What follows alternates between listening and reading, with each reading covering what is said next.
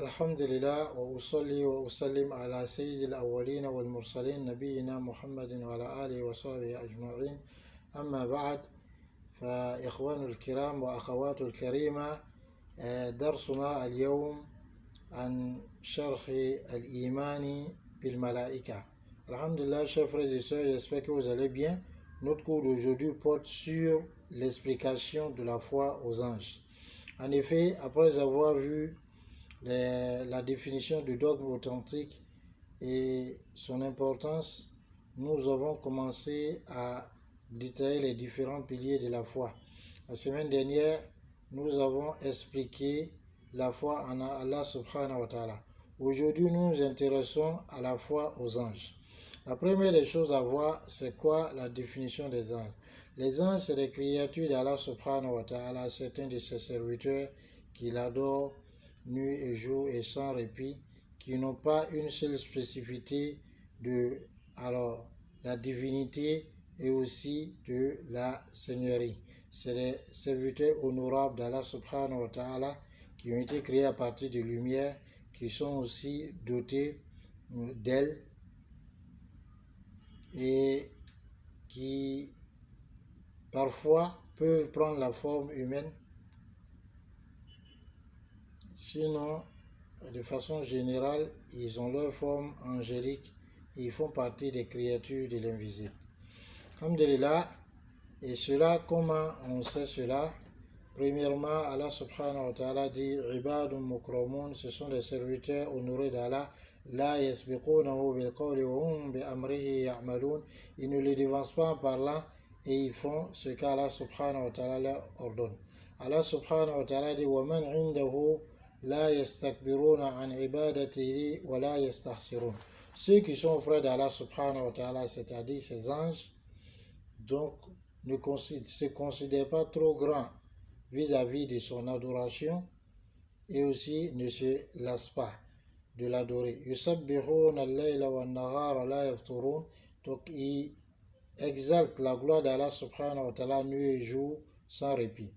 De même, il est venu de le hadith d'Aïcha radhiyallahu anha rapporté par Muslim que les anges ont été créés de lumière, les djinns, les génies ont été créés d'un feu sans fumée et Adam alayhi salam a été créé comme on vous l'a décrit. Donc ça, ce sont les anges. La deuxième des choses, c'est de savoir en quoi est-ce que consiste la foi aux anges. Alors, savoir la foi aux anges implique la foi en 4 éléments. Premièrement, la foi en leur existence. Deuxièmement, et là, il y a des gens parmi les déviés qui pensent que les anges, ce ne sont pas des corps, mais c'est plutôt les anges font allusion à une force sensuelle qui est en l'être humain de faire le bien. Ceci est démenti par le Coran, par la Sunna authentique et aussi par le consensus des savants. Les nombreux versets où Allah subhanahu wa ta'ala parle des anges qui vont dire à ceux qui sont au paradis Salamun alaykum, yani paix soit sur vous, ou des versets qui démontrent comment Allah subhanahu wa ta'ala retire l'âme des mécréants ou des croyants selon les versets. Tout ceci montre en réalité que ce sont des corps.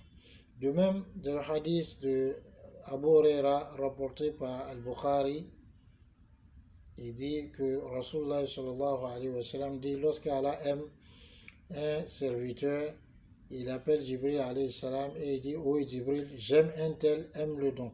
Jibril alayhi salam l'aime et il appelle les habitants des cieux en leur disant Allah aime un tel, aimez-le donc. Ensuite, eux l'aiment. Ensuite, on le rend sympathique aux habitants de la terre.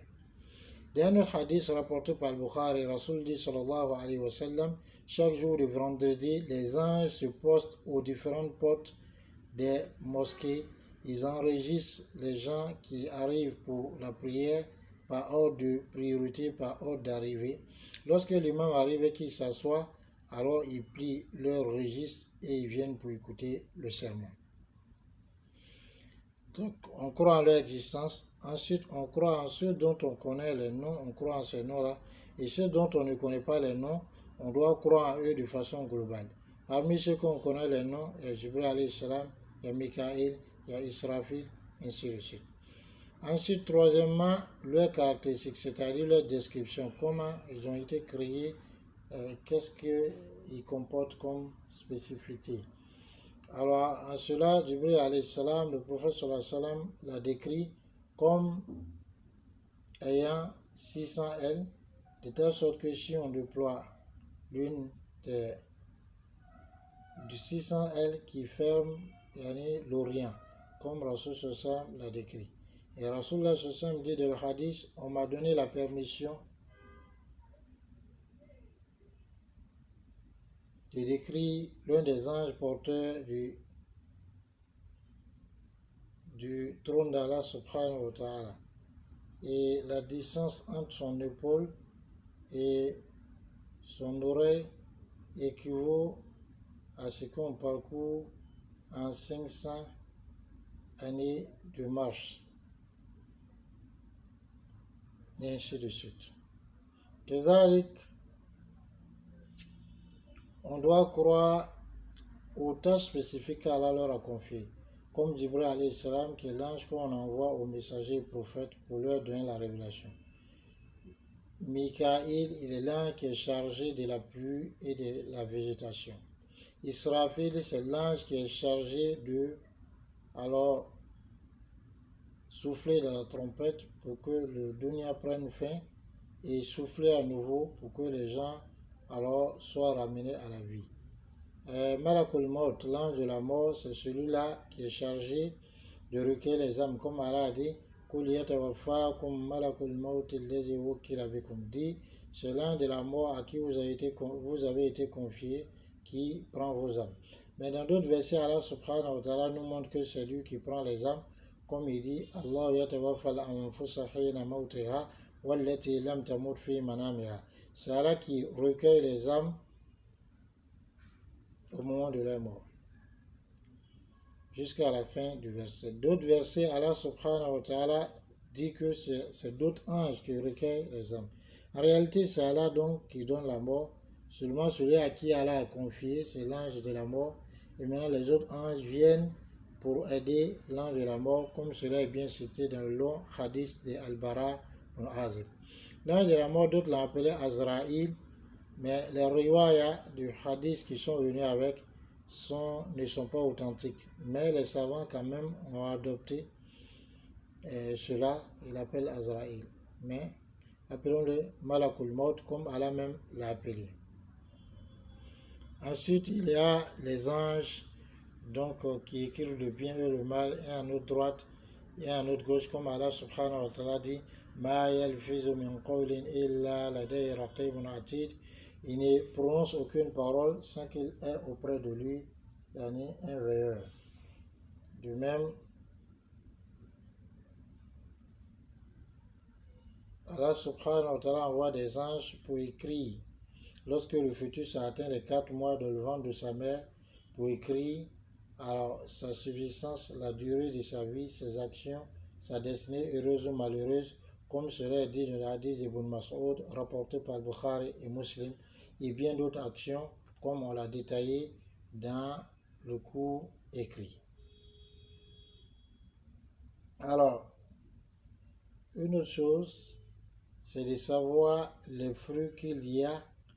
Alors, ce qu'on gagne en croyant aux anges. Premièrement, en croyant aux anges, alors cela fait naître en nous la connaissance de la grandeur d'Allah et de son pouvoir, puisque la grandeur des créatures indique un tant soit peu la grandeur du Créateur.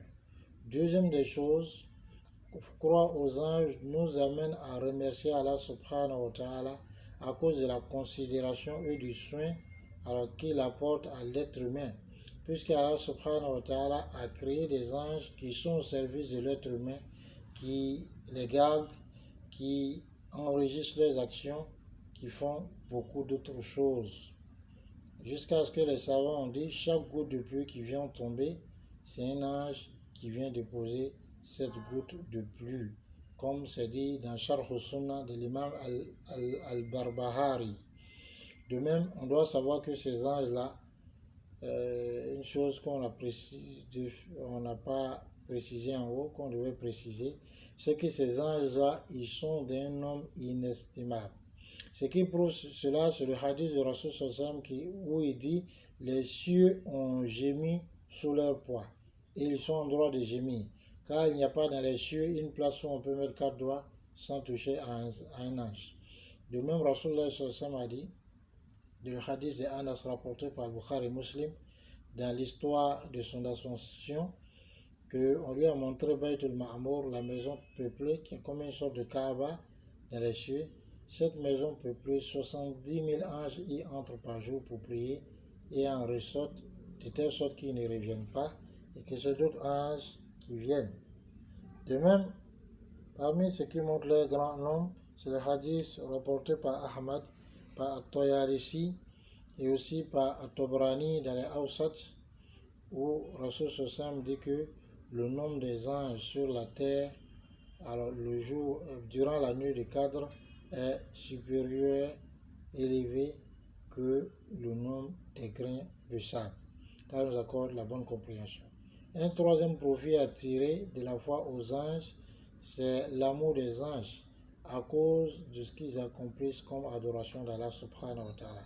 Ça, c'est vraiment la foi aux anges. Donc, on a parlé un peu dans cette vidéo. Et donc, l'audio va suivre quand on va l'extrait. Mais ce qui est important à retenir, c'est de savoir la définition des anges et savoir ce qui implique la croyance aux anges et comment réfuter alors les paroles ou les avis de ceux qui pensent que les anges n'existent pas ou que c'est des fictions ou qu'ils ne sont pas des corps. Et quatrièmement, les fruits à tirer de la croyance aux anges. Et donc c'est ce qu'il faut retenir et c'est bien détaillé dans les écrits avec les preuves à l'appui. Car nous accorde la bonne compréhension et nous aide à l'adorer de la façon qui le rendra satisfait de nous. Assalamu alaikum wa rahmatullahi wa barakatuh.